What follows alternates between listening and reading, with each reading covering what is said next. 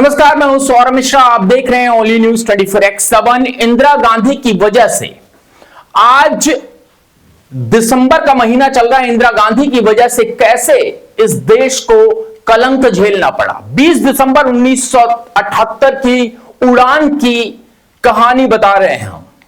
जी हां, 20 दिसंबर 1978 Indian airlines की flight Kolkata से लखनऊ और लखनऊ से दिल्ली जानी थी। यानी कि कोलकाता से लखनऊ आना था और लखनऊ में एक ब्रेक था, उसके बाद दिल्ली जानी थी। कुल 126 यात्री सवार थे। लखनऊ में स्टॉप होता है और फिर दिल्ली के लिए उड़ान उड़ती है।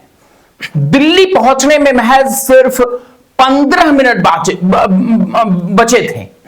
15 मिनट बचे थे और तभी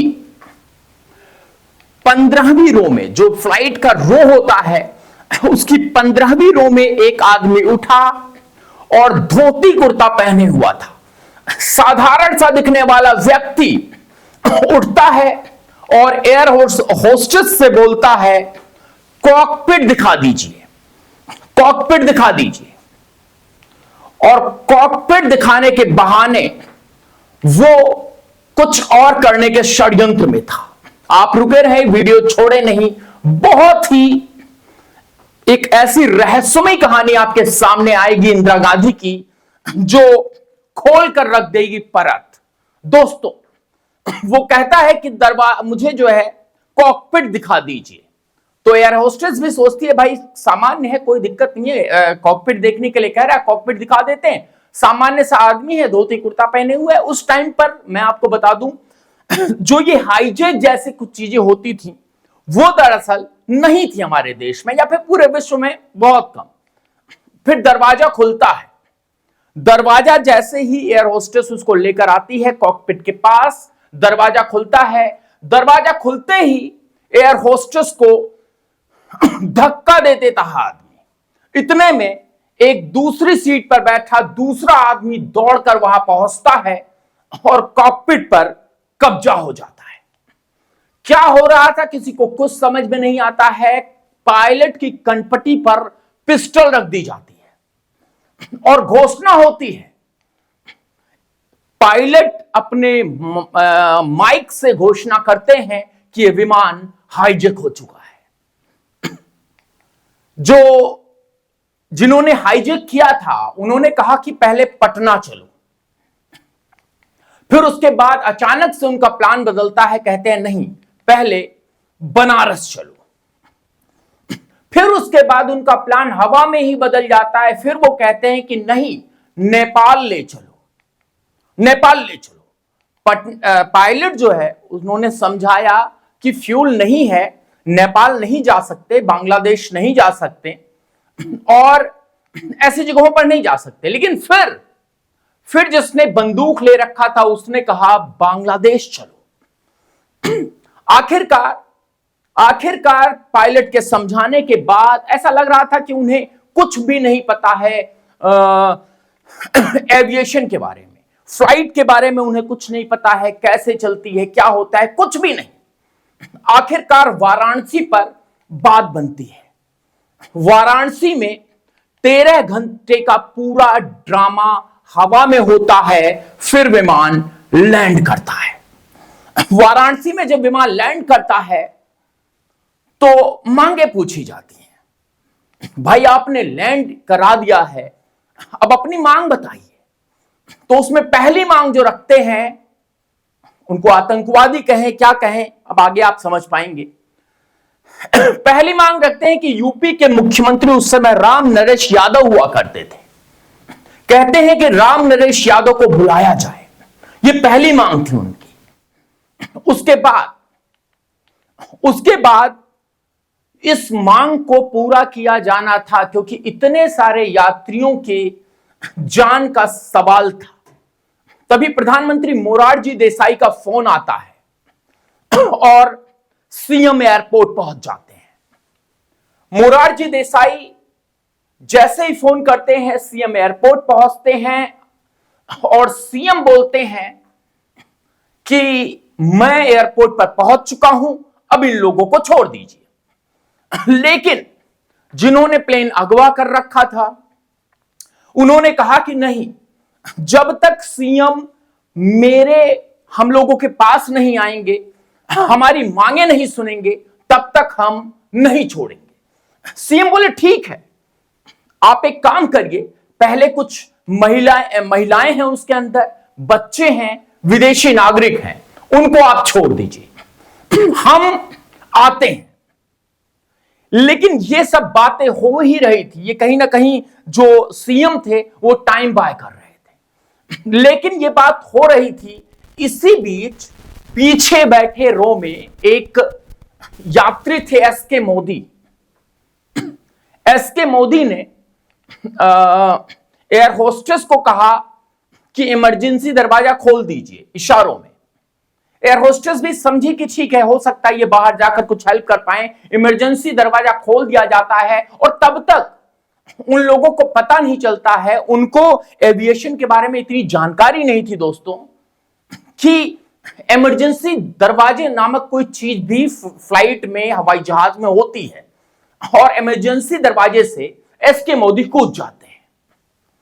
फिर उन्होंने बताया, जब वो नीचे पहुंचे तो सीएम भी पूछ रहे हैं भाई हुआ क्या है, तो उन्होंने कहा 2 हाईजैकर हैं, एक पिस्टल ले रखा है और एक ने काले कपड़े में बम बांध रखा है, और उनके पास एक पर्चा भी है, पर्चा कह लें या पैम्पलेट्स है, और उसमें इंदिरा गांधी को रिहा करो की मांग है।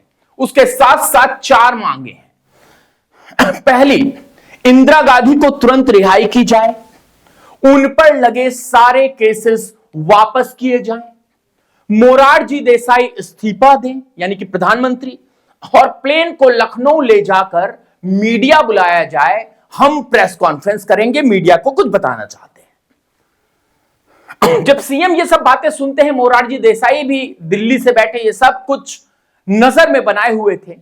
मैं आपको बता दूं कि दरअसल इसके पीछे एक छोटी सी कहानी थी। इंदिरा गांधी ने जबरदस्ती चुनाव जीता था। इस पर उन्हें लोकसभा से निष्कासित कर दिया था 7 दिनों के लिए, और 7 दिन की ही उनको जेल की सजा सुनाई गई थी। लेकिन इंदिरा गांधी इतनी शातिर दिमाग वाली, उन्होंने कहा कि साहब ऐसा है, मैं जेल जाऊंगी, लेकिन जेल जाने से पहले मैं ये कहना चाहती हूं, मुझे लोकसभा में ये पनिशमेंट मिली है, तो मैं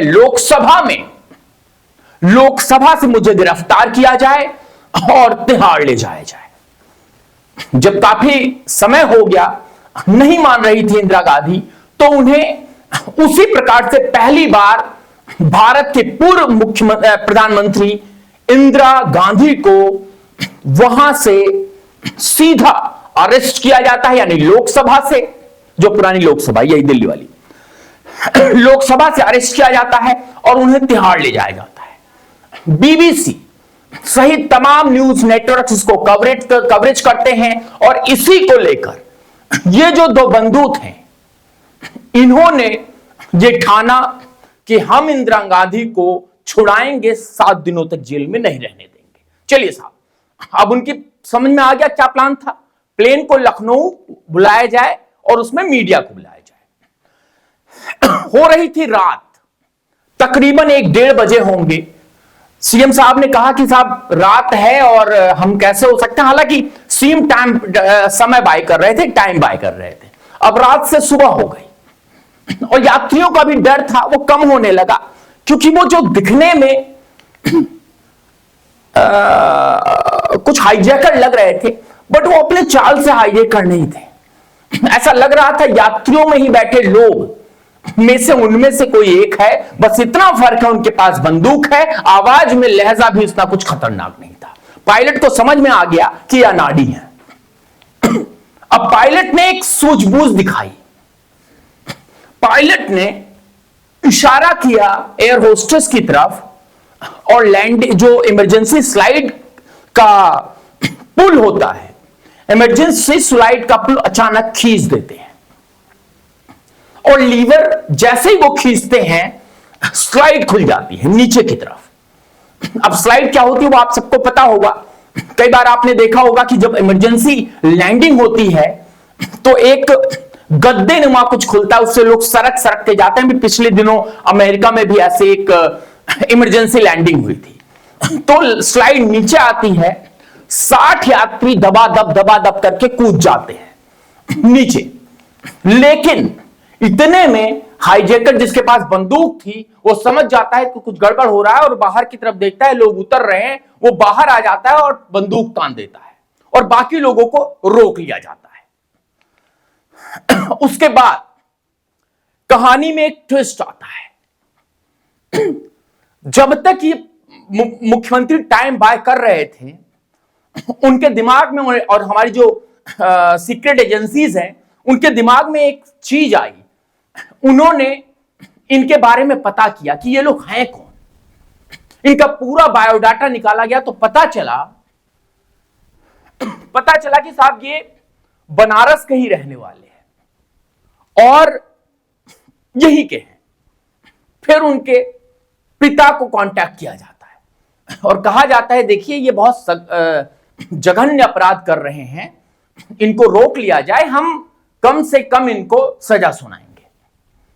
पिता वाराणसी यानी कि उस समय बनारस हुआ करता था, एयरपोर्ट पर आते हैं और कहानी पलट जाती है। हाइजरों की पहचान, जो हाईजैकर थे उनकी पहचान हो चुकी थी।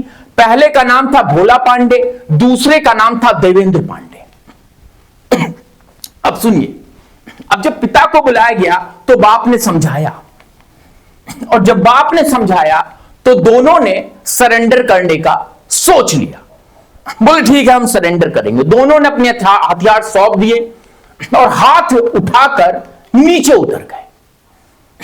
इसके बाद जो खुलासा हुआ दोस्तों, वो सबको गुदगुदाया भी, गुस्से में भी आए लोग। सबसे बड़ा खुलासा पुलिस ने देखा।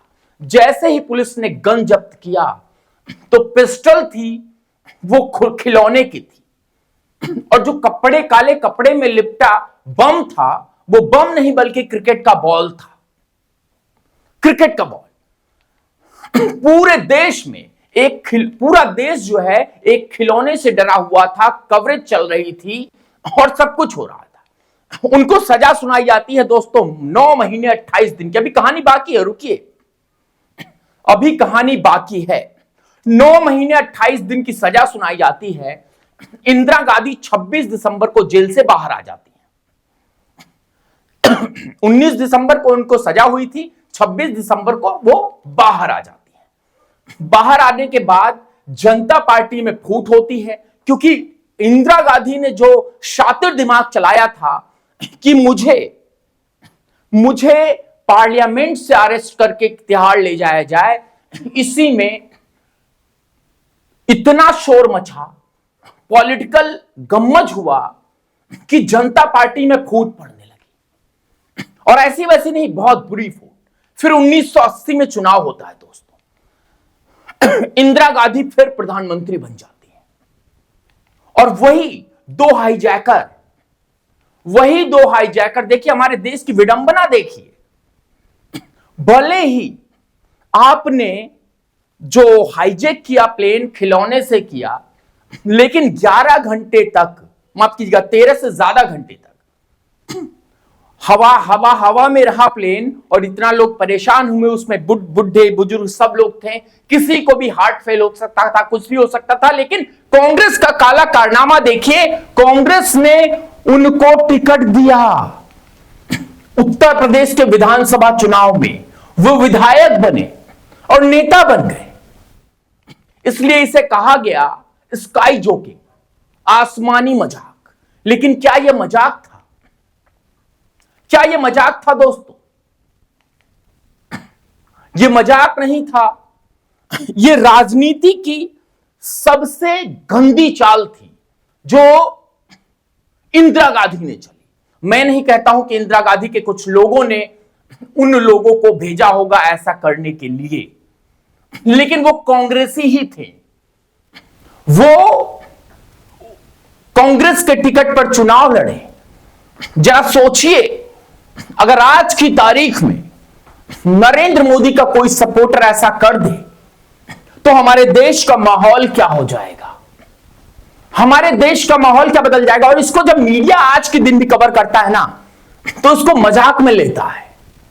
लेकिन याद दिला दूं दोस्तों, ये मजाक नहीं था, ये कांग्रेस के उस गंदी पॉलिटिक्स की साजिश थी जिसे देश को आज दूसरे लहजे में याद करना चाहिए। इंदिरा गांधी का वो काला चरित्र जिसे याद करना चाहिए, पॉलिटिक्स का सबसे घिनौना चेहरा जिसे याद करना चाहिए। अगर आपको भी लगता है कि दिसंबर के इस महीने में इस स्टोरी को अधिक से अधिक लोगों तक पहुंचना चाहिए, तो आप इसे अधिक से अधिक शेयर करें। और आपसे एक अनुरोध है दोस्तों, आप हमारे नंबर 9775458653 पर हमें दिल खोलकर मदद करें। हम पूरी कोशिश करेंगे कि देश हित की खबर आप तक लाते रहें, 1% भी हमसे गलती ना हो। बहुत बने रहें। बहुत बहुत धन्यवाद।